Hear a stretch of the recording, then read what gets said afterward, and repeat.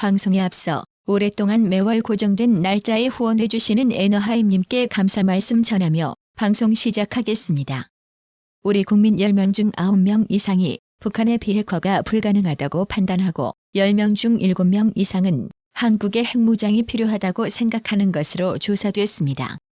5일 한국갤럽에 따르면 최종현 학술원 의뢰로 지난해 12월 15일부터 지난달 10일까지 성인 1,003명을 대상으로 북한의 비핵화가 가능한지 물은 결과 91%가 불가능하다고 답했습니다.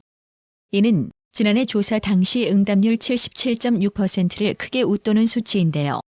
북한이 대륙간 탄도미사일 ICBM 등 미국 본토에 대한 공격이 가능한 상황에서 한반도 유사시 미국이 핵억지력을 행사할 것으로 보는지에 대해선 응답자의 60.8%가 그렇지 않다고 답했습니다. 이는 지난해 48.7%에서 크게 높아진 수치입니다. 북한 핵위협에 대응하기 위한 전략들 중 효과적인 정책에 대해선 응답자의 20.6%가 한국의 핵잠재력 강화를 꼽았습니다.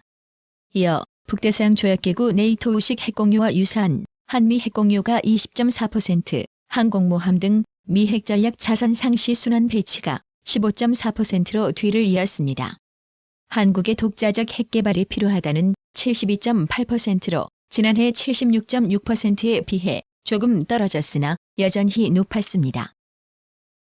동안에 이제 있었던 일들에 대해서 막 많은 얘기가 있고 또 잘못 알려진 것도 있고 대통령을 지냈던 사람으로서 어쨌든 아쉬웠던 일에 대해서는 또 그냥 아쉬운 대로 또 이거는 좀 잘한 결정이다 생각한 건 또 그대로 이렇게 써서 그 밝힘으로써 이게 미래 세대한테도 교훈이 될 수 있었으면 그런 생각으로 이제 집필을 결심하게 된 겁니다.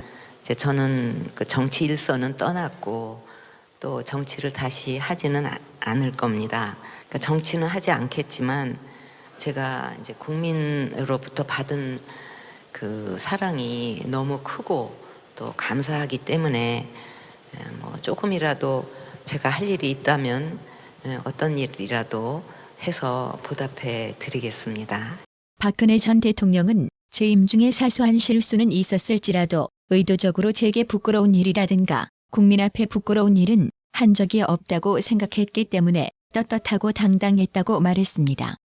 연합뉴스에 따르면 박 전 대통령은 5일 대구 수성구의 한 호텔에서 800여 명의 청중이 참석한 가운데 열린 박근혜 회고록 어둠을 지나 미래로 출판 기념회에서 감옥에서 인고의 생활을 견딜 수 있게 한 희망은 뭐였나, 많은 억울함이 있었을 텐데 어떻게 감내했나는 진행자의 질문에 힘들지 않았고 억울하지 않았다고 말하면 그건 거짓말이라며 이같이 밝혔습니다.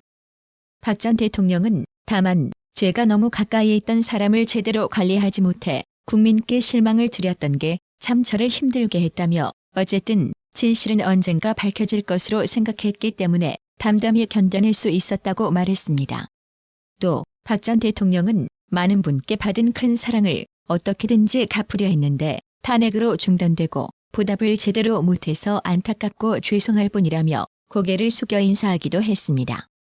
박 전 대통령은 자신의 상징과도 같은 올림머리에 검은색 재킷, 흰색 바지 정장을 입고 무대에 올랐습니다. 그리고 90여 분간 평소 일상생활부터 대통령 재임 기간 업적, 문재인 정부에 대한 평가까지 다양한 의견을 밝혔습니다. 이어 어려운 시간을 지켜내는데 국민의 위로와 더불어 큰 기둥 같은 힘이 됐다고 했습니다. 특히 박 대통령은 저는 정치 일선을 떠났고 또 정치를 다시 하지 않을 것이라며 정치는 하지 않겠지만 제가 국민으로부터 받은 사랑이 너무 크고 감사하기 때문에 조금이라도 제가 할 일이 있다면 어떤 일이라도 해서 보답해드리겠다고 강조했습니다. 한편 박 전 대통령은 문재인 좌익 정권의 외교 정책을 비판하기도 했습니다. 박 전 대통령은 일본과 관계에서 지소미아 한일 군사정보보호 협정 협상의 경우 우리 안보를 위해 필요했고 동맹국인 미국도 필요성을 역설하면서 강력하게 요청했다며 그래서 탄핵을 앞두고도 제 소임을 다하기 위해 협정을 맺었고 감옥에서 안도할 수 있었다고 설명했습니다. 또 위안부 합의와 관련 새 정부에서 뒤집어졌다. 세계가 다 지켜보고 있는데 어렵게 맺어진 합의가 뒤집어지면 어떤 나라가 한국을 신뢰하겠느냐고 비판했습니다. 사드 배치로 중국과의 관계가 악화된 데 대해 박 전 대통령은 북한이 핵을 포기하면 사드를 배치하지 않아도 되지만 핵이 있어서 최소한의 방어 조치를 해야 한다. 공격용이 아니라고 설득했다고 했습니다. 이날 출판 기념회에는 유영하 변호사를 비롯해 김관진 전 국가안보실장, 한민구 전 국방부 장관, 박흥렬 전 경호실장, 조윤선 전문화체육관광부 장관, 김재수 전 농림축산식품부 장관 등 박근혜 정부 인사 일부가 참석했습니다. 여당은 위성정당을 창당하고 총선 승리를 탈취하려고 합니다. 위성정당 반칙에 대응하면서 연동제 취지를 살리는 통합형 비례정당을 추진하겠습니다. 불완전한 입법을 한 것에 대해서 사과드립니다. 방금 들으신 바대로 민주당 이재명이 4.10 총선에서 적용할 선거제의 비례대표 배분 방식에 대한 당론을 현행 준연동형 유지로 사실상 결정하고 범야권 위성정당 추진 방침을 밝혔습니다. 이재명은 5일 광주 국립 5.18 민족묘지에서 연 긴급 기자회견에서 준연동제는 비록 불완전하지만 한 걸음 진척된 소중한 성취라며 과거 회귀가 아닌 준연동제 안에서 승리의 길을 찾겠다고 말했습니다. 이에 한동훈 국민의힘 비상대책위원장은 5일 이재명이 준연동형 비례제도 유지를 결정한 것에 대해 이 이유가 어제 문재인 만났다. 거기서 이야기 듣고 바꾼 건가라고 말했습니다.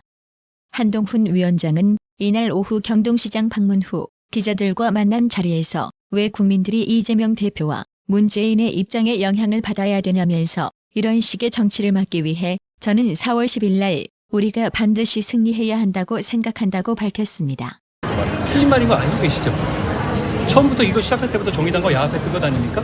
이런 이상한 제도를 만들어 놓고 그러면 자기들 마음대로 모두가 끌어가겠다는 거예요? 국민의 힘이 비례제도에 대한 입장은 단 한 번도 변한 적이 없습니다. 모든 것이 이재명 대표의 입맛에 맞게 게리맨더링 가는 겁니까? 저는 비례대표 제도를 가지고 게리맨더링 하는 건 처음 봤습니다. 어제 문재인 대통령 만났죠? 거기서 얘기 좀 바꾼 거예요? 그러면 자기들 몇몇의 어떤 정략적인 이해관계로서 5천만이 모두 이 영향을 받는 선거제도가 하루아침에 바뀌는 겁니까? 왜 그것에 국민들이 영향받아야 하죠? 1학년 새로운 미래 공동대표는 5일 이재명이 준연동형을 유지하되 준위성 정당을 만들겠다고 밝힌 것과 관련 이 구상은 기존 양당 독점 정치 구조와 정치 양극화의 폐해를 극대화하는 망국적 발상이라고 질타했습니다. 1학년 대표는 이날 페이스북을 통해 이같이 말하며 제3의 정치적 견해마저 양당 카르텔에 편입시켜 정치적 다양성을 억누르고 정치적 양극화 체제를 공고히 하겠다는 것이기 때문이라고 지적했습니다. 그러면서 위성정당은 국민을 속이는 꼼수라며 준연동형을 유지하려면 위성정당 문제를 미리 해결했어야 했다. 그러나 거대 양당은 상대를 핑계삼아 위성정당 설립을 서로 묵인하는 반칙의 공조에 나섰다고 비판했습니다.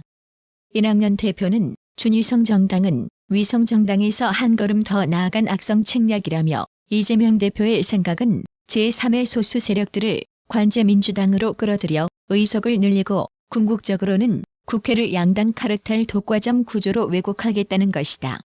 그것은 민주당의 이기주의, 거대 양당의 집단 이기주의일 뿐 정치 발전과 민주주의 신장에는 역행하는 처사라고 목소리를 높였는데요.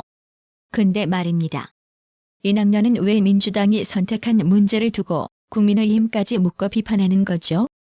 애초 준동형 연동제는 이낙연 대표가 민주당 소속이었을 당시 민주당이 정의당과 야합해 관철시킨 거 아니었던가요? 이낙연은 이 부분에 대해서 사과부터 하기를 바랍니다. 검찰이 이재명이 경기도지사 시절 경기도청에 편성된 우한 코로나 관련 예산 가운데 1,000만 원 이상을 과일값으로 전용했다는 정황을 포착하고 수사에 착수했습니다. 5일 법률신문 취재를 종합하면 수원지검 공공수사부는 최근 이재명이 경기도지사 시절인 2019년에서 2020년간 업무 추진비와 코로나 관련 예산을 과일값으로 전용한 의혹과 관련해 이재명과 아내인 김혜경 씨를 피의자로 입건해 수사하는 것으로 알려졌습니다. 특히 검찰은 2020년 경기도 우한 코로나 생활치료센터 예산으로 배정된 금액이 과일값으로 전용된 것으로 의심하고 있습니다. 검찰은 이재명 부부의 법인카드 사정 유용 의혹을 수사하다가 이번 의혹을 추가로 들여다보게 된 것으로 알려졌습니다. 검찰은 과일 판매업체 측으로부터 경기도청에서 지불받은 과일값이 기록된 장부를 확보했습니다. 이를 바탕으로 경기도청 직원들이 어떤 예산에서 해당 과일값을 지불했는지 조사하다가 이 같은 정황을 발견한 것으로 전해졌습니다. 해당 과일값은 모두 법인카드로 지불됐다고 합니다. 검찰은 업체 측을 조사하는 과정에서 경기도로부터 천여만 원어치의 과일 주문을 받았고 실제로 해당 값어치에 해당하는 과일 등을 출고했다는 진술 등을 확보했다고 합니다. 또 이재명과 배우자 김혜경 씨의 경기도청 법인카드 유용 의혹을 수사하고 있는 검찰은 김혜경 씨를 설 연휴 직후 재판에 넘길 것으로 보입니다. 검찰은 김혜경 씨의 배임 혐의를 추가하는 방안도 검토하고 있습니다. 5일 법조계에 따르면 수원지검 공공수사부는 설 연휴 직후인 오는 14일을 전후로 김혜경 씨를 공직선거법 위반 혐의로 기소할 방침입니다. 김혜경 씨는 이재명이 경기지사 시절 당시 수행비서 배아무개 씨에게 식사비 등을 경기도 법인카드로 결제하게 한 혐의를 받습니다. 검찰이 기소 시점을 설 연휴 직후로 특정한 이유는 김혜경 씨의 공소시효 때문입니다. 검찰은 김혜경 씨와 배 씨의 공소시효 만료를 하루 앞둔 2022년 9월 8일 배 씨를 공직선거법상 기부행위 금지 위반 등으로 기소하고 김혜경 씨를 공범으로 적시했습니다. 곧바로 김혜경 씨의 공소시효는 정지됐습니다. 구독 그리고 알람 설정, 뉴스 영상 내용이 좋았다면 좋아요를 클릭해주세요.